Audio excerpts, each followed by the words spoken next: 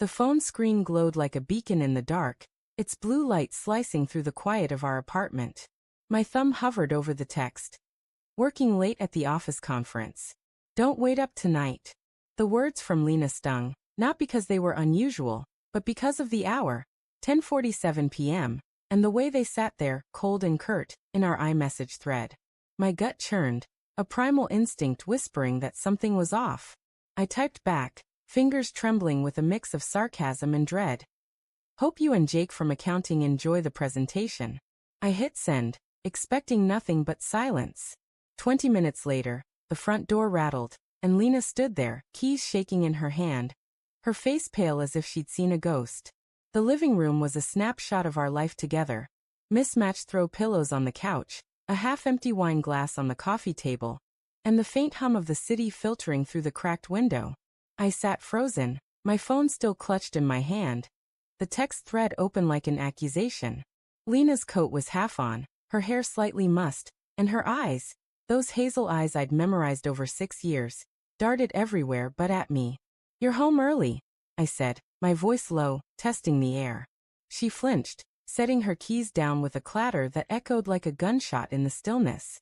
I'd the conference wrapped up, she mumbled, slipping off her coat and tossing it over a chair.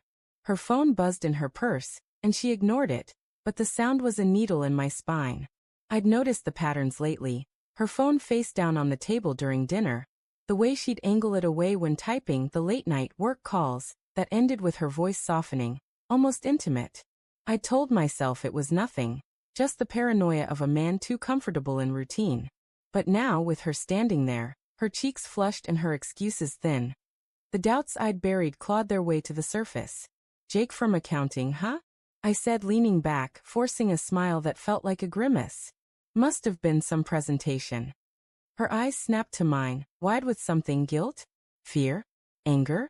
She opened her mouth, then closed it, her fingers twisting the hem of her blouse. It was just a joke, Lena, I added, softer now, giving her an out.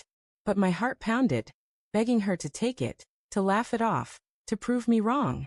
It's not what you think, she said finally, her voice barely above a whisper. She sat on the edge of the couch, too far from me, her hands clasped tightly in her lap. He's a colleague. We were working on the quarterly report. Her words sounded rehearsed, like lines from a script she'd been practicing in her head on the drive home. I wanted to believe her. God, I wanted to. But the air between us was thick with unspoken truths. And her phone buzzed again, relentless, like a heartbeat we couldn't ignore. Then why rush home? I asked, my tone sharper than I intended. Why the shaking hands, Lena? Why does it feel like you're hiding something? My voice cracked on the last word, betraying the hurt I'd been swallowing for weeks. Her social media had been a minefield of vague clues. A tagged photo from a team happy hour she hadn't mentioned, a late-night Instagram story of a city skyline I didn't recognize, her location sharing turned off when it used to ping me every evening. I'd rationalized it all.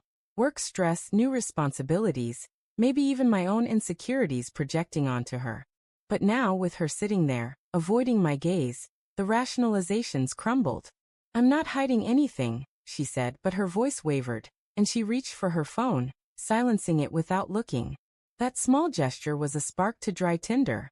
Then show me, I said, standing now, my pulse roaring in my ears. Show me the texts, the calls, the work emails. Prove I'm just being paranoid. The words felt like a betrayal of my own trust in her, but they spilled out anyway, raw and desperate. Lena's face hardened, her jaw tightening. You don't trust me, she said, not a question but an accusation. After everything you think I'd. She stopped, her breath hitching, and for a moment, I thought she might cry. But she didn't.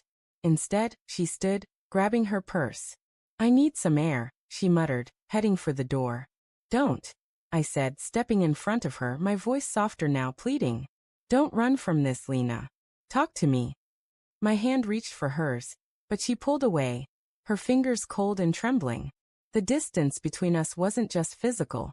It was a chasm, built from weeks of half-truths and late-night silences. I thought of the early days, when we'd stay up texting until dawn, our phones lighting up with goofy emojis and promises of forever. Now those same devices were weapons, their screens hiding secrets I wasn't sure I wanted to uncover. I'm not running, she said, but her eyes were glassy, her voice thick with something unspoken. I can't do this right now.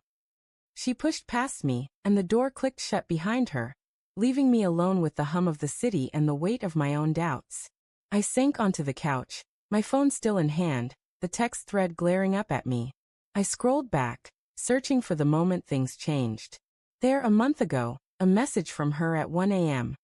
Caught up at work, don't worry. Another, 2 weeks later. Networking event, might be late. Each one had seemed innocent at the time, but now they were breadcrumbs leading somewhere I didn't want to go. I opened her Instagram, the app we'd once used to share silly memes, now a gallery of curated half-truths. A recent story showed her laughing in a dimly lit bar, Jake's arm just visible in the frame. My stomach twisted, and I clicked the phone off, unable to look anymore. The next hour was a blur of pacing, coffee, and the gnawing urge to check her phone, which she'd left on the counter in her haste. I didn't touch it, not yet. Instead, I replayed every moment of the past few months. Her distracted smiles, the way she'd stop mid-sentence when her phone lit up, the sudden work trips that left me eating alone. I'd told myself it was her ambition, her drive to climb the corporate ladder. But ambition didn't explain the late-night whispers, or the way she'd started locking her phone with a passcode I didn't know. When she returned, her eyes were red, her mascara smudged. She didn't speak, just sat across from me, her phone still buzzing in her purse like a trapped insect. Tell me the truth, I said, my voice steady despite the storm inside me. No more excuses. No more work. Just tell me. She looked at me then, really looked at me, and the weight of her gaze was unbearable. It's not an affair, she said, her voice breaking. Not physically, but I've been talking to Jake. A lot. More than I should. Each word was a blade, slicing through the trust we'd built. It started as nothing, work stress venting. But it became something else. Emotional, maybe. I don't know. The room spun. Emotional infidelity. Somehow it hurt worse than the physical could have. Why? I asked, my voice barely a whisper. Why him? Why not me? I didn't mean for it to happen, she said, tears spilling now. You were always here, but I felt alone. Work was crushing me, and Jake, he listened. She reached for my hand, but I pulled back, the sting of her words too fresh. I love you, she said, desperate. I swear I do. I got lost. I wanted to scream, to throw her phone against the wall, to demand every detail of their late-night chats. But all I could do was sit there, the man I thought I was crumbling under the weight of her confession. What now? I asked, my voice hollow. I don't know, she whispered, and the honesty in her voice was the final twist of the knife. We sat in silence, the city's hum filling the void, our phones lying between us like evidence of a crime neither of us could undo.